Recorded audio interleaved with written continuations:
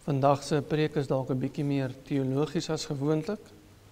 So hou maar kop en gaan kyk maar weer die preek. As ek hulle dalk verloor op 'n tyd plekke. Maar dit kan teologies wees. Teologie beteken bloot die studie van God. Theos is God, logie is die studie van. En dis wat teologie is. Teologie is die studie van God en dis wat die woord ons beveel, elkeen van ons, om wel te doen, om te weet wie ons God is, sodat ons hom ook op die regte manier kan aanbid. Maar ons is in Spreuke hoofstuk 6, verse 12 tot 15. Spreuke 6, vers 12 tot 15, en dit lees dan so: 'n deugniet, 'n kwaadoener is hy wat met 'n valse mond rondloop, wat met sy oë knip, met sy voete beduie, met sy vingerstekens gee, in wie se hart valse streke is, wat altyd onheil bewerk en tweedrag saai. Daarom sal sy ondergang skielik kom, onvoorsien sal hy verbreek word, sonder dat daar genesing voor is. Net so ver in die skrif vandag. Kom ons buig weer die hoofde. Here, ons dankie vir die woord. Ons dankie dat dit die waarheid is. Ons dankie, Here, dat dit vereenselwigbaar is met homself en met die skepping. Dat die woord nie homself weerspreek nie, maar dat die waarheid is. En dat dit van U afkom, o Heer. En daarom, Here, loof en prys ons U dat dit genoegsaam is vir ons, Here. Nie net foutloos en onfeilbaar nie, maar genoegsaam, Here, sodat ons kan weet wie U is, en dat ons U ook op die regte manier kan aanbid. En dit is ons gebed, Here. Openbaar U self aan ons in hierdie oggend. Leer ons wie U is, Here. Mag U Gees kragtig in ons harte werk. Dat ons nie net sal hoor wie U is nie, Here, maar dat ons dit sal aanneem en sal uitleef. Dat ons harte nie sal stry teen hoe U die skepping gemaak het, en hoe U dit ontwerp het, en die aanbidding wat U vereis nie. Maar mag ons harte dit aanneem, Here, want ons is maar 'n hardkoppige mensdom. Maak ons harte sag, o Here, mag die Gees in ons harte werk. Dis ons gebed in hierdie oggend, in Jesus se naam, amen. Nou, ons het laas gekyk na verse 6 tot 11, waar ons sien dat Salomo die leiaard aanspreek. En hy doen dit deur om na die skepping, of althans na die natuur te verwys. Hy sê, gaan na die muur, leiaard, en word wys. En so het ons gesien dat God se skepping nie net sy heerlikheid verkondig nie, maar ook sy ontwerp verkondig. En wanneer die skrif vir ons sê, soos ons lees in Spreuke 3 vers 19, die Here het deur wysheid die aarde gegrond, deur verstand die hemele vasgestel, kan die skepping nie anders as om God se wysheid en sy verstand te weerspieël nie. Want hy het dit in wysheid en verstand geskape. Dan kan dit nie anders as om wysheid en verstand te weerspieël nie. Wat beteken dat daar wel 'n plek is in ons geloofslewe waar daar voorsiening gemaak word om wysheid te verkry bloot deur om na die skepping te kyk en die ontwerp van die skepping in ag te neem. Of soos Psalm 111 vers 2 dit stel, die werke van die Here is groot, nagespeur word hulle deur almal wat daarin 'n behaag het. Die persoon wat 'n behaag het in die Here bestudeer of speur na, sê die skrif, die werke van die Here. Dit wat hy gemaak het, dit wat hy deur sy hand doen. Hoekom? Want daar is wysheid te kry. Maar net soos God se woord gebruik kan word om met valse leringe op te kom, jy kan die woord gebruik om met valse leringe op te kom en die mense doen, so kan God se skepping ook gebruik word om met dwaallering op te kom. Dieselfde. Mense sal onder andere in die woord, as ons na die woord kyk, na Dawid en Jonatan se verhouding kyk, en sê, maar hulle was homoseksueel, hulle was lief vir mekaar, sê die skrif. Terwyl 'n gesonde interpretasie van God se woord geensins daardie afleiding vir ons gee nie. Maar net so sal mense na die skepping kyk en met swak interpretasies opkom, om hulle eie agendas te regverdig. Maar die wyse persoon sal na die skepping kyk, en nie net daarna kyk nie, dit naspeur, soos die skrif sê, en so ook met 'n gesonde interpretasie opkom. Nog 'n voorbeeld wat ons kan gebruik, die diereryk leer ons, dat die manlike geslagte die prominente diere is. Hulle is. Dis net soos die mans wat die hele Bybel in die poorte sit. Hulle neem die prominente plek in die stad op, om die belangrike besluite te neem. Hulle sit in die poorte. Die mannetjies leeu is die een met die volmaanhare. Die mannetjies voeltjies het altyd die prominente klere. Die manlike bokke het die horings en so meer. Gaan jy uitsonderings tot hierdie reël vind? Natuurlik gaan jy uitsonderings tot hierdie reël vind. Maar die wyse persoon sal na al die dinge kyk en dit reg interpreteer. Net soos wat die wyse persoon na die woord kyk en dit reg interpreteer. En die wyse persoon sal ook oplet dat die regte interpretasie van God se skepping met die skrif gaan ooreenstem. Wanneer dit onder andere sê in 1 Timoteus 2 vers 9 tot 11, so ook moet die vroue hulle versier met behoorlike kleding, gepaard met beskeidenheid en ingetoonheid. Nie met vlegsels of goud of parels of kosbare klere nie, maar soos dit die vroue betaam wat die godsvrug bely, met goeie werke. Die vrou moet haar in stilte laat leer, in alle onderdanigheid. En stem dit nie ooreen met die natuur nie? Maar om terug te kom by die punt, ons kan selfs na die muur gaan en leer, dat ons nie lui moet wees nie. Maar dis nie al wat die natuur ons leer nie. Die natuur kan ons duisende dinge leer. Die goddelose haat God se ontwerp. En hulle haat dat die skrif en die natuur mekaar ondersteun. En die goddelose gaan uitsondering soek in beide die skrif en in die natuur. Bloot sodat hulle hulle eie interpretasies kan vorm om by hulle eie sonde aan te pas, naamlik dat hulle nie onderdanig wil wees aan die Here wat die dinge geskaap het, soos hy dit geskaap het. Die goddelose haat God se ontwerp, want dit leer ons wie God is. Hulle haat sy ontwerp, want sy ontwerp sê vir ons wie die Here is. En hulle haat God se ontwerp, juis omdat dit sy ontwerp is. En so sien ons dat die wêreld haat kinders. Kyk na al die aborsies. Jy mag nie meer as een kind kry nie, dan word daar neergefrons op jou. Die wêreld haat kinders, hulle haat familie, hulle haat die rolle van mans en vrouens, hulle haat die patriargie. Hulle haat werk. Hulle wil nie werk nie. Hoekom? Want hulle haat God en hulle haat sy ontwerp. Want die realiteit vir die gelowige is dat God se hele ontwerp, insluitende dat ons moet werk, is gegrond in wysheid en die Here sê dit is goed. Dit is goed.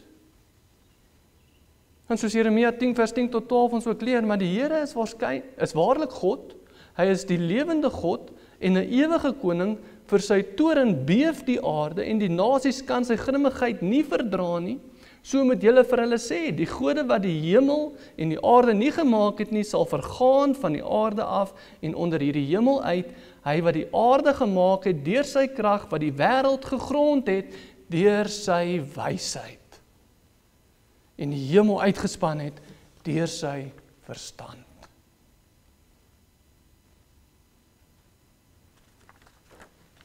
Die goddelike persoon wil werk, want dit is goed om te werk, want dit is volgens God se ontwerp. Die goddelike persoon wil werk, want dit is God se ontwerp. En waar die godvreesende persoon eerlike werk wil verrig, kan die volgende verse byna in kontras daarmee gesien word. Wanneer ons lees in verse 12 tot 14, 'n deugniet, 'n kwaaddoener is hy wat met 'n valse mond rondloop, wat met sy oë knip, met sy voete beduie, met sy vingers tekens gee, in wie se hart valse streke is, wat altyd onheil bewerk en tweedrag saai. En hierdie verwys nie alleenlik na die leiaard nie, maar dit sluit wel die leiaard in. Want die leiaard sal skelm maniere kry om geld te maak, sodat hy kos het om te eet. En jy sodat hy nie hard daarvoor hoef te werk nie. Dit is die deugniet wat oogknip, om omkoopgeld byvoorbeeld aan te neem. Dit is die deugniet, soos vers 14 sê, in wie se hart valse streke is, en so Spreuke 15 vers 26 en 27 ook vir ons sê, die planne van die slegte is vir die Here 'n gruwel, maar vriendelike woorde is rein, wie onregverdige wins maak, bring sy huis in beroering. Dit is die persoon wat met 'n valse mond rondloop, wat sy oë knip en met sy voete beduie en met sy vingers tekens gee, wat ander mense op daardie manier benadeel, juis sodat hulle self kan bevoordeel. Ongeag of dit geld is, of bevoordeel word op 'n ander manier. Maar die skrif noem so 'n persoon, wat ander te nakom om hulle self te bevoordeel. 'n deugniet. 'n beter vertaling dalk hiervan, en soos baie ander vertalings dit vertaal, jy's 'n niks werd. 'n niks werd. Menende dit is 'n persoon wat geen waarde het nie. Die Young's Literal Translation sê, a man of worthlessness. Die ESV praat van a worthless person. So 'n persoon wat skelm is, wat homself bevoordeel deur om ander te benadeel, is 'n mens wat niks werd is nie, sê die skrif. En so word jy 'n persoon wat die teenoorgestelde optree of die teenoorgestelde raak van hoe die Here ons ontwerp het om te wees. Want God het ons geskape in sy eie beeld en ons is waardevol. Ons is. Jesus sê self in Matteus 6 vers 26, soos ons laasweek al gesien het, kyk na die voëls van die hemel, hulle saai nie en hulle maai nie en hulle bring nie bymekaar in skure nie en tog voed julle hemelse Vader hulle, is julle nie baie meer werd? Is julle nie baie meer werd as hulle nie? Koning Dawid skryf in Psalm 139 vers 13 tot 16, want U het my niere gevorm, my in my moeder se skoot geweef, ek loof U, omdat ek so vreeslik wonderbaar is. Wonderbaar is die werke en my siel weet dit al te goed. My gebeente was vir U nie verborge, toe ek in die geheim gemaak is nie, kunstig geweef in die dieptes van die aarde. U oë het my ongevormde klomp gesien, en in die boek is hulle almal opgeskrywe, daar dat alles bepaal was, toe nog geen een van hulle daar was nie. Ons is wonderbaar, sê koning Dawid. Want hoe kan ons anders wees, as ons in die beeld van die lewende God geskape is? Hoe dan anders? God het na sy skepping gekyk en gesê, dit is baie goed. En ons is deel van sy skepping. Daarom lees ons ook in Genesis 9 vers 6, daar staan, hy wat die bloed van 'n mens vergiet, sy bloed sal deur die mens vergiet word, want God het die mens na sy beeld gemaak. As jy van geen waarde was nie, dan was moord ook irrelevant. Dan sou moord ook nie gestrafhoofdig gewees het nie. Want jy neem dan die lewe van iets wat geen waarde het nie, so wat maak dit saak? Maar jy het waarde, aangesien jy in God se beeld geskape is. En daarom sal daar ook rekenskap geëis word, indien jy iemand vermoor. Maar om skelm te wees, en om die oog te knip, en om met die vingers te beduie, en om met 'n valse mond rond te loop, beteken, dat jy die teenoorgestelde geraak het, as dit hoe die Here jou geskape het. Johannes Calvin sê, niks wat geskape is boos nie. Alles wat geskape is goed. die bose kom, wanneer ons dit wat goed geskape is, in boosheid verander. Daar's niks boos geskape nie. Die ding wat boos is bloot die korrupsie van die goeie goeders. En so deur om skelm te wees, maak jy jouself, wat goed en waardevol geskape is, iets wat niks meer werd is nie. Want jy is 'n deugniet, en jy is 'n niks werd. Inteendeel, en weer eens, soos Matteus 6 vers 26 vir ons sê, kyk na die voëls van die hemel, hulle saai nie en hulle maai nie, en hulle bring nie by mekaar in skure nie, en tog voed die hemelse Vader hulle. Is julle nie baie meer werd as hulle nie? Tog sê die skrif, soos ons laasweek gesien het, dat die deugniet wat nie wil werk nie, mag nie eet nie. Hy moet nie eet nie, hy moet honger ly, sê die skrif. Wat beteken, daar kom 'n punt waar die Here eerder die voël sal voer as vir 'n mens. En as jy op daardie punt kom waar jy moet honger ly of jouself wil voer deur om skelm te wees, wel dan sê die skrif jy is niks werd. Jy is niks meer werd nie. Jy mag dalk miljoene rande gekry het en baie rykdom verwerf het deur jou skelmstreke, maar die woord sê jy is niks werd nie. Selfs al is jou bankrekening vol. Jy is 'n deugniet, jy is 'n niks werd. En so raak jy 'n niks werd indien jy teenstrydig met God se ontwerp optree. God bedoel vir ons om hard te werk en eerlik geld te maak. Maar as jy nie doen nie, dan is jy niks meer werd. En natuurlik sal die goddelose wêreld weer teenstrydig met hierdie konsep optree, want hulle tree teenstrydig met alle konsepte van die Here op. Want hulle sal vir kriminele allerhande menseregte voorskryf, terwyl die slagoffers weer geen restituisie kry nie. En die kriminele moet voorsien word in die tronk. En jy, insluitend die slagoffer, moet belasting betaal sodat die krimineel 'n bed kan hê om te slaap, want hy het menseregte. Jy moet betaal deur jou belastinggeld, insluitend die slagoffer, sodat hy elke dag verniet kan kos kry. En ons mag hom net nie van sy stemreg ontneem nie.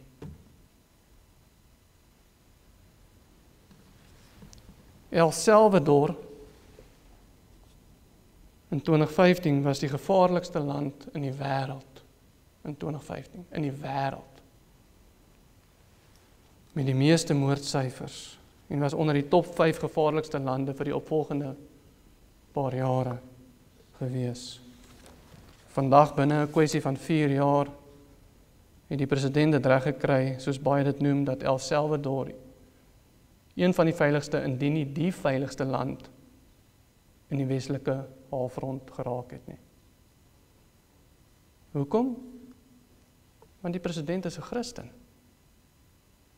En hy het opgetree ooreenkomstig met die woord.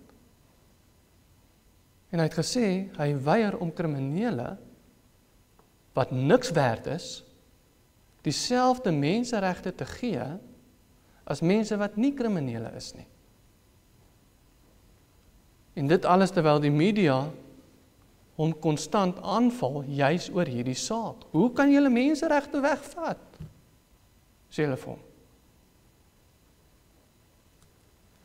En so het hy ook die kriminele onder dwangarbeid begin plaas, sodat hulle kos moet verdien.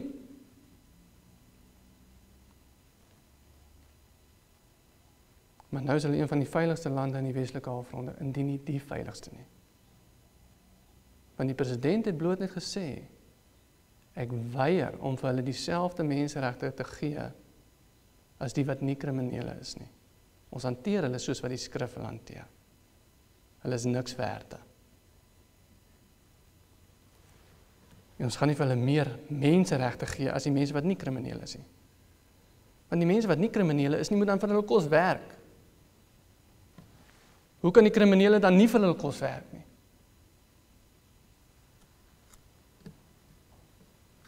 Wanneer ons God se woord in ag neem en dit ons leer dat 'n skelm 'n niks werd persoon is en ons daardie persoon ook so moet hanteer, kan dit nie anders as om goed te gaan nie. Die probleem kom in as ons skelms en kriminele en deugniete as koninklik hanteer. Terwyl die woord ons leer ons moenie, want hulle is niks werd nie. Moenie jou niks werd kinders verniet behuising gee nie. As jou kind 'n niks werd is, moenie hom behuising gee nie. Moenie jou niks werd kinders verniet voer nie. Want solank as wat jy daardie dinge doen, sal hulle ook deugniete bly. Want hoekom nie?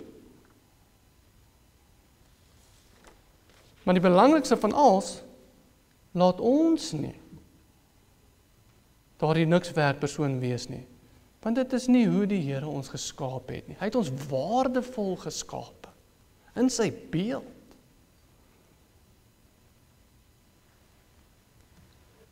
Hy het ons geskaap in sy beeld en hy het ons geskaap om nie net iets werd te wees nie, maar dat ons ook iets vir die samelewing kan beteken. Hy het ons geskaap om nuttig te wees. En so laat ons dus ywer vir sy koninkryk. Met opregte harte. En vermy die mense wat dit nie wil doen nie. En nog meer, moenie die mense wat deugniete is ondersteun om deugniete te bly nie.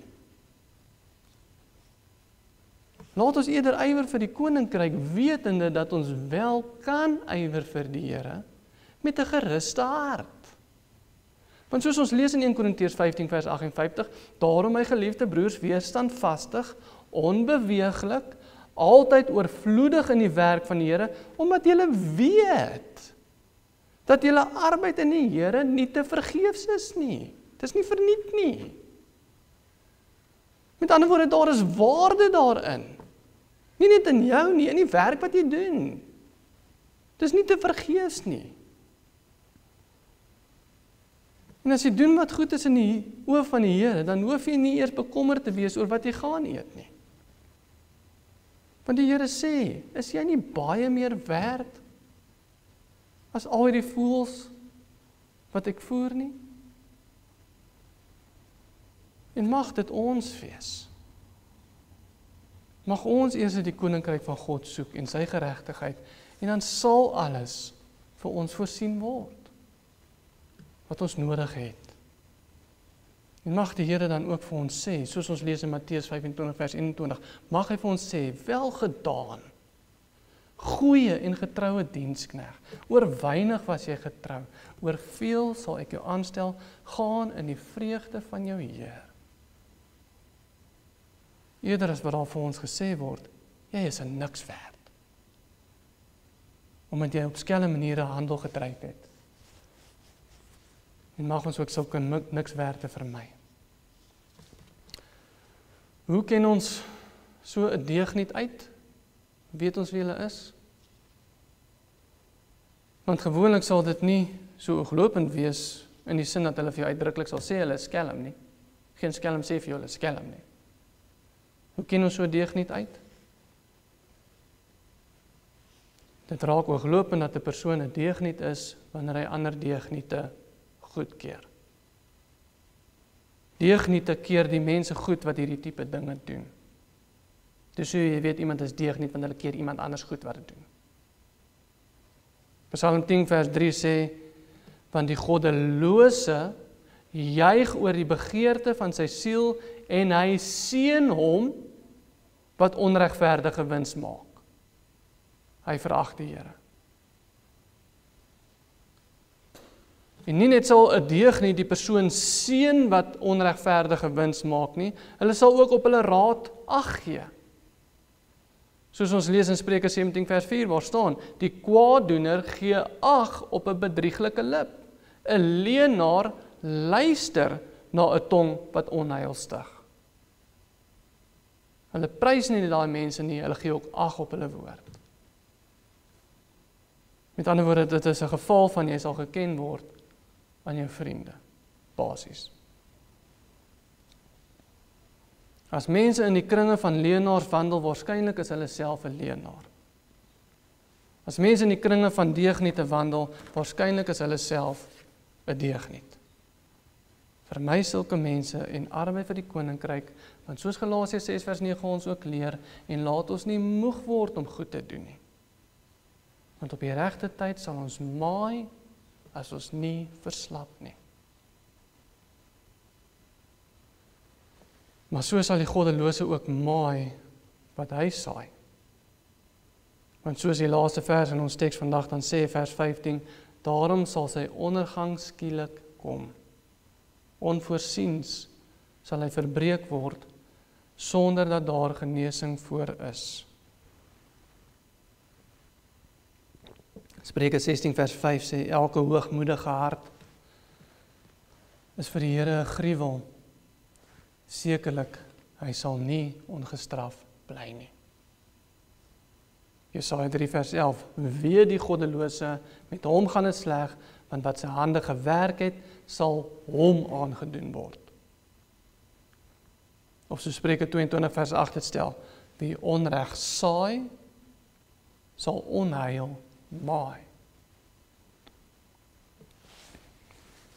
En hier kom die begrip van God se voorsienigheid ter sprake. Ons het 'n groot tekort aan ons begrip vir die Here se voorsienigheid. En met voorsienigheid bedoel ek nie dat God voorsien nie. Maar die doktrine wat leer dat daar nie 'n enkele ding onder die son is wat nie onder God se beheer is nie. Daar is nie 'n enkele ding wat gebeur sonder dat die Here dit nie so verordeneer het om te gebeur nie. Met ander woorde, voorsienigheid, as jy dit kortliks wil definieer, is God se doelgerigte almag. Dis sy doelgerigte almag in tyd. Die Engelsman noem hierdie doktrine van voorsienigheid providence. In Afrikaans is dit voorsienigheid, in Engels is dit providence. En hierdie lering staan in kontras of in opposisie met die doktrine van deïsme, wat nie 'n Christelike doktrine is nie, alhoewel baie mense wat gelowiges is, glo in die lering van deïsme. Selfs al weet hulle nie dat dit die naam is vir dit wat hulle glo nie. Deïsme leer dat God het alles geskape en by die skepping het die Here ook al die natuurlike wette in plek gestel, sodat die skepping selfregulerend is. Dis deïsme. Hulle glo dat God het by die skepping al die wette in plek gestel, sodat die skepping selfregulerend kan wees. Deïsme kom dus daarop neer dat die skepping op sy eie kan aangaan, sonder enige ingryping van die Here. En indien God sou ophou om te bestaan, dat die skepping dan nog steeds sal aangaan, want die reëls is mos in plek.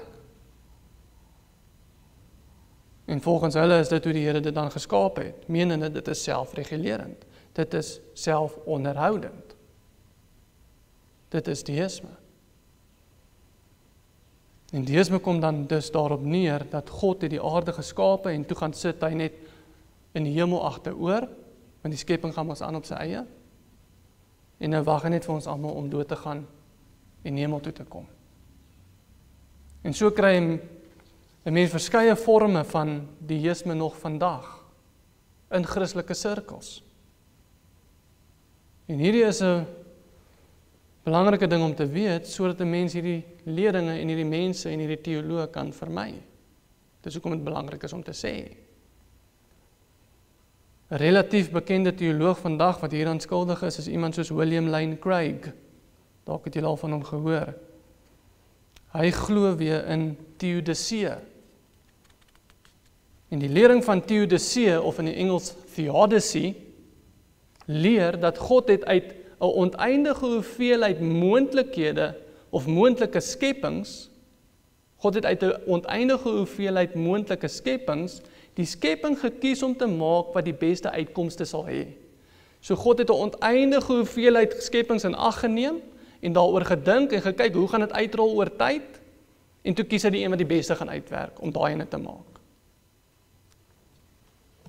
Met ander woorde, God het 'n oneindige hoeveelheid moontlikhede vir die skepping oorweeg en toe kies hy om die skepping te maak waar die meeste mense moontlik gered sou word. Want God se hand is mos eintlik afgekap. Hy kan mos nie eintlik mense red en uitverkies nie. So hy het net gekyk na die miljoene of oneindige hoeveelheid moontlike skepings wat hy kan maak en toe die een mag gemaak waar die meeste mense waarskynlik gered gaan word. Want hy kan ons nie uitverkies nie. En ander verwerp nie.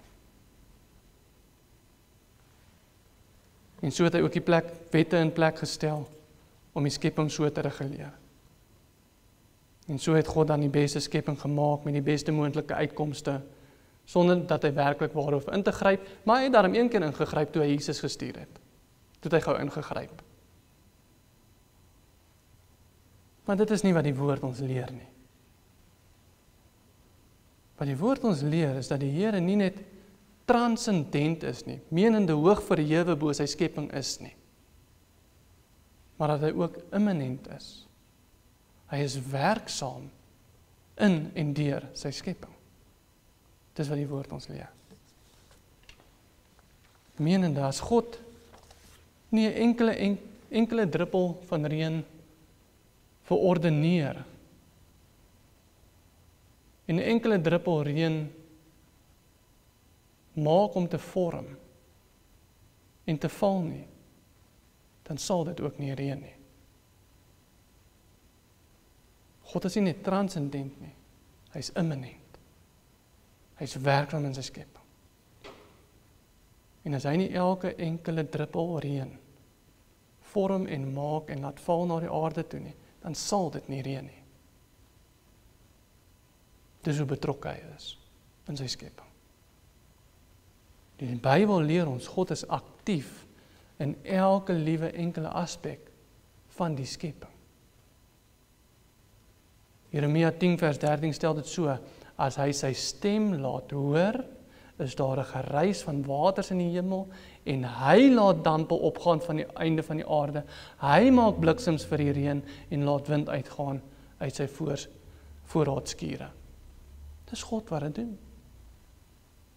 Efesiërs 1 vers 11 sê, in hom in wie ons ook 'n erfdeel ontvang het, nadat ons van tevore daartoe verordeneer is, ooreenkomstig die voorneme van hom, wat alles werk volgens die raad van sy eie wil. Hy werk alles volgens die raad van sy eie wil. Alles. Kolossense 1 vers 17 stel dit so, en hy is voor alle dinge, en in hom hou alle dinge stand. In hom hou alle dinge stand. Met ander woorde, daar is nie 'n enkele molekuule in die heelal wat stand hou buite God nie, of kan stand hou buite God nie. Alle dinge hou in hom stand. En indien die Here dit nie in stand hou nie, dan kan dit ook nie bestaan nie, want hy moet dit in stand hou. Daniël 4 vers 35, en al die aardbewoners word as niks geag nie, en na sy wil handel hy met die leer van die hemel en die bewoners van die aarde, en daar is niemand wat sy hand kan afslaan en vir hom kan sê, wat doen hy nie? Die mens is soos niks, sê Daniël. En God se hand in sy skepping is ooglopend in Spreuke 21 vers 1 waar ons lees, die koning se hart is in die hand van die Here soos waterstrome, hy lei dit waarheen hy wil. God bepaal waarheen die hart van die koning gaan. En as hy Farao se hart wil verhard, dan sal hy Farao se hart verhard. Die skepping is nie 'n opgewende horlosie wat op sy eie kan aangaan nie. Nee, niks gebeur buite die raad en buite die hand van die Here nie. Hy is in beheer van elke enkele molekuule.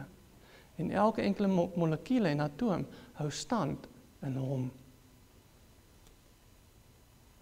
Nou, hoekom is hierdie belangrik? Want Salomo sê van die goddelose, in vers 15, daarom sal sy ondergang skielik kom. Onvoorsien sal hy verbreek word, sonder dat daar genesing voor is. God se voorsienigheid beteken, ons hoef nie wraak te neem nie. En ons hoef nie bekommerd te wees dat iemand wat skuldig is, sal vrykom nie. Want God is 'n voorsienige God en hy is beheer van alles. Ons hoef nie wraak te neem nie en ons hoef nie bekommerd te wees dat die skuldige sal vryloop nie. Want daar is nie 'n enkele ding in die heelal wat buite die Here of onafhanklik van hom kan standhou nie. Nie 'n enkele ding nie. Selfs die goddelose kan nie buite hom standhou nie. Hy is in beheer van alles, oor die loop van alle geskiedenis, in die verlede tyd, in die teenwoordige tyd, en in die toekomstige tyd. Daar is 'n ding wat buite sy beheer is nie, nie eens 'n atoom nie. Ons lees in Job 31 vers 2 tot 3, daar staan, wat tog is die lot wat God daarbo beskik, en die erfdeel van die Almagtige uit die hoogtes? Is dit nie ondergang vir die kwaaddoener, en ongeluk vir die werkers van ongeregtigheid nie? Die Here beskik hierdie dinge. Job sê, is dit dan nie die lot nie? Ja, dit is. En die Here beskik dit so. Hoe kan die Here dit doen? Want daar is nie 'n enkele ding wat standhou buite hom nie. En waaroor hy nie in beheer is nie. En waaroor hy nie regeer nie. Ons probleem is, ons vergeet van die Here se voorsienigheid. Ons vergeet, en ons neig om te vergeet, dat die Here 'n voorsienige God is. En die rede hoekom ons baie keer vergeet van die Here se voorsienigheid, is omdat die wêreld om ons leer, dat ons op die wêreld om ons moet staatmaak. Ons word geleer en geïndoktrineer, as jy wil, om staat te maak vir alle aspekte van die lewe, onder andere by die regering. En so het die regering die plek van die Here ingeneem. Soveel so dat ons vergeet dat dit nie die regering is wat die skepping in stand hou nie, maar die Here wat die skepping in stand hou. Want die regering moet vir ons voorsien in ons ou dag. Hulle moet vir my voorsien, hulle moet my SASSA geld vir my betaal. Dit is die regering wat vir ons reg moet verskaf, en reg en geregtigheid. Dit is die regering wat my met skoon water moet voorsien. Dit is die regering wat my met mediese hulp moet voorsien. Inteendeel, hulle moet elke aspek van my lewe vir my voorsien. Nou, miskien is al hierdie dinge nie sleg nie. Dis nie wat ek sê nie. Maar wat dit wel veroorsaak, is dat dit maak dat ons vergeet wie werklik in beheer is van al hierdie dinge.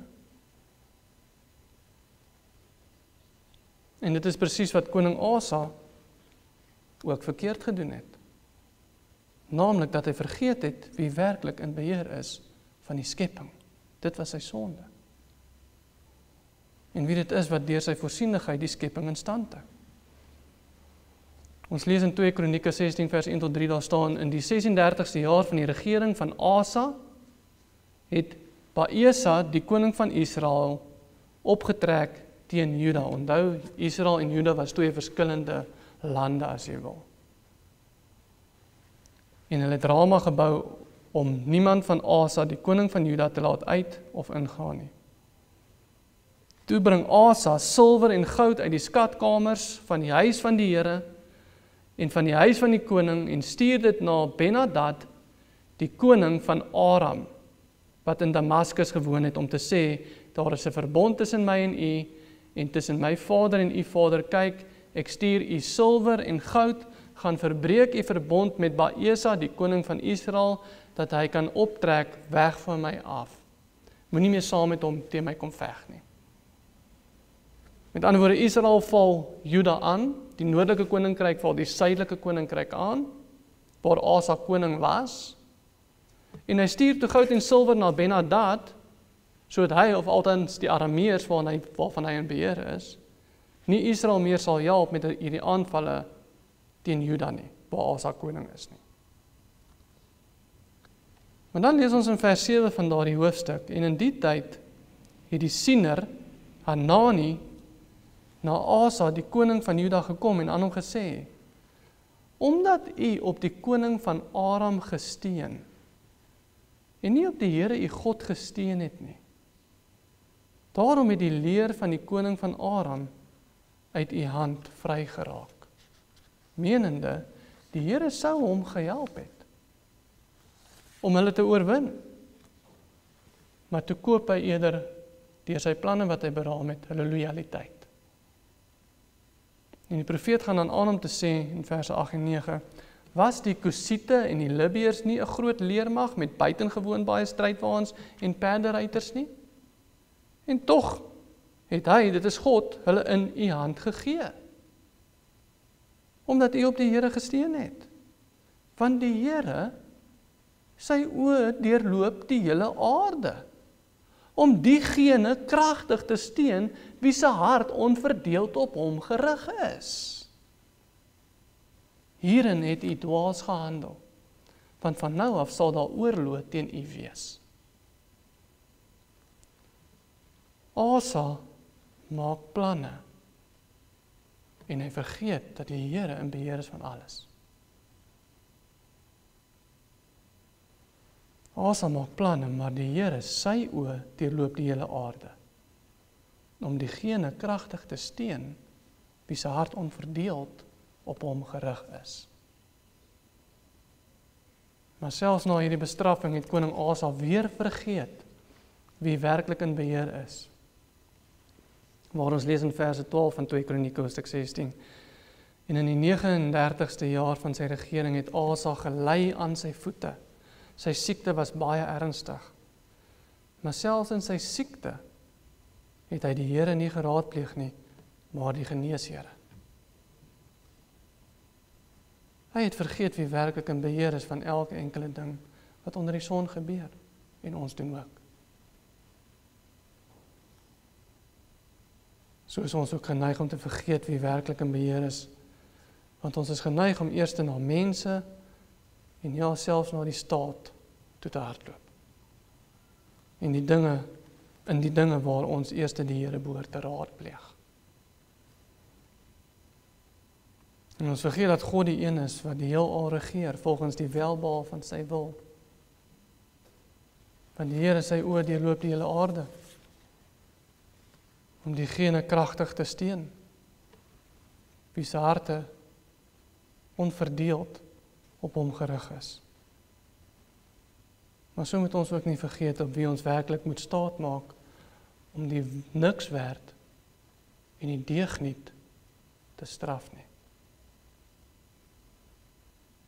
So moet ons ook nie vergeet op wie ons moet staat maak, om die deugniet te straf nie, om aan ons reg te verskaf nie. En ons hoef ook nie bang of skaam te wees. Ons hoef nie bang of skaam te wees om tot die Here te bid, om die deugniet en die niks werd te straf nie. Mense sê nie, ons moet net lief wees vir almal.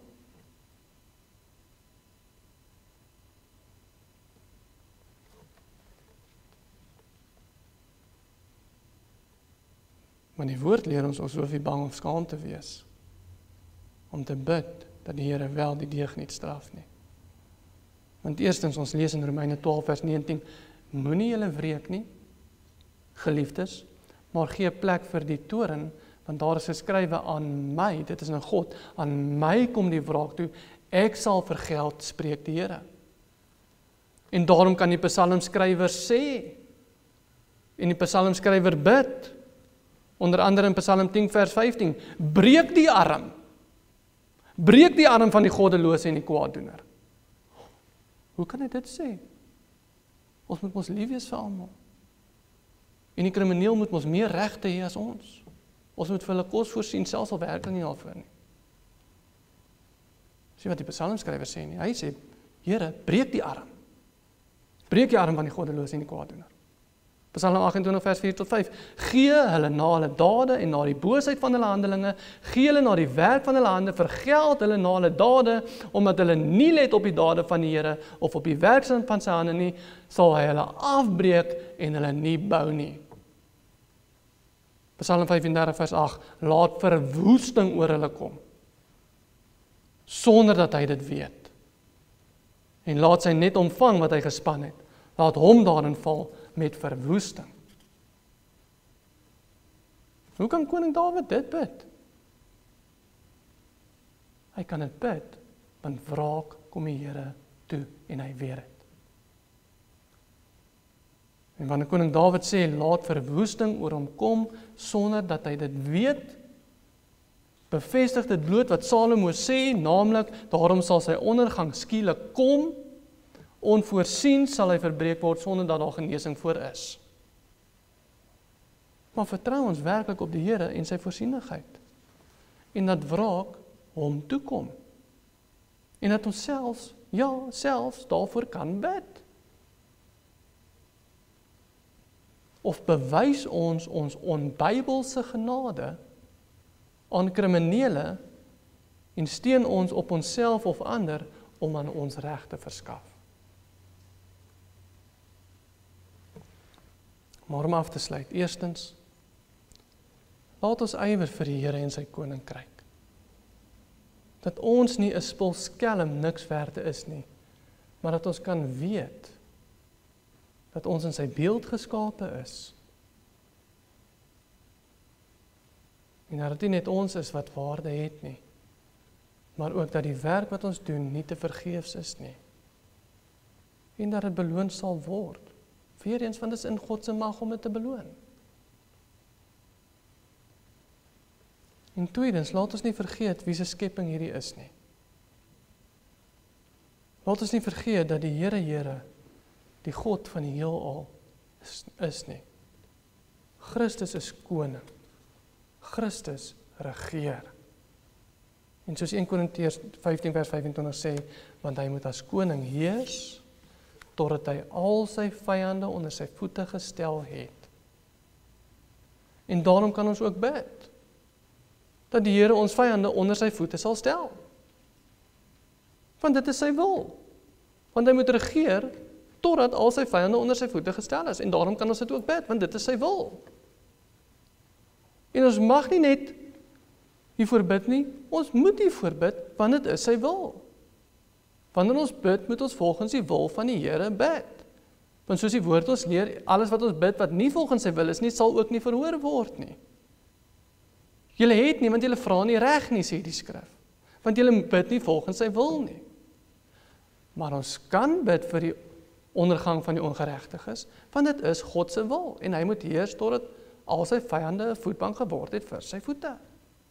Dit is sy wil. En ons kan nie net hiervoor bid nie, ons moet hiervoor bid, want dit is sy wil. En daarom kon Dawid dit ook gebid het. Daarom kan Salomo dit vir ons sê.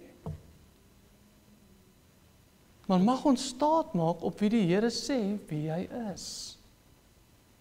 En mag ons staat maak nie op mense of die regering nie, maar op God se voorsienigheid, want hy is die een wat regeer. En soos ons lees in Matteus 28 vers 18, en Jesus het nader gekom met hulle gespreek en gesê, aan my is gegee alle mag in die hemel en op die aarde. En mag die Here ons dit gun om voor ons koning neer te buig en ons petisies na hom toe te rig. Of soos Psalm 2 vers 12 dit stel, kus die seun.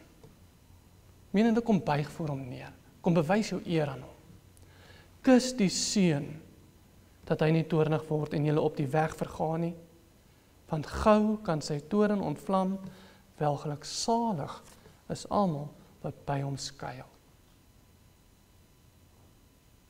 Maar mag ons besef hoe welgeluksalig en hoe geseënd ons is, as ons wel by hom skuil. Want geen ander skuiling kan ons bied, dit wat hy ons bied nie. En aan geen owerheid behoort die mag om aan ons reg te verskaf nie. Behalwe die Here van die leerskare nie.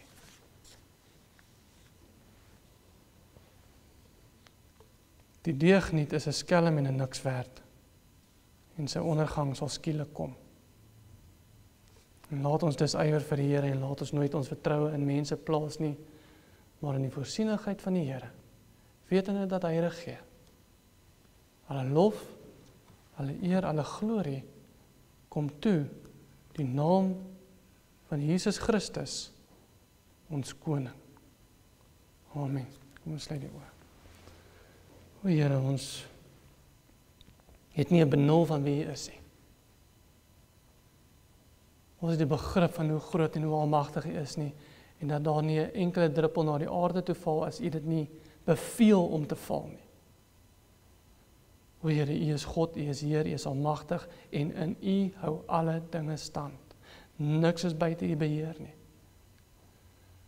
O Here, maar daarom kan ons U ook loof en prys, dat ons op U kan vertrou, Here, om aan ons reg te verskaf.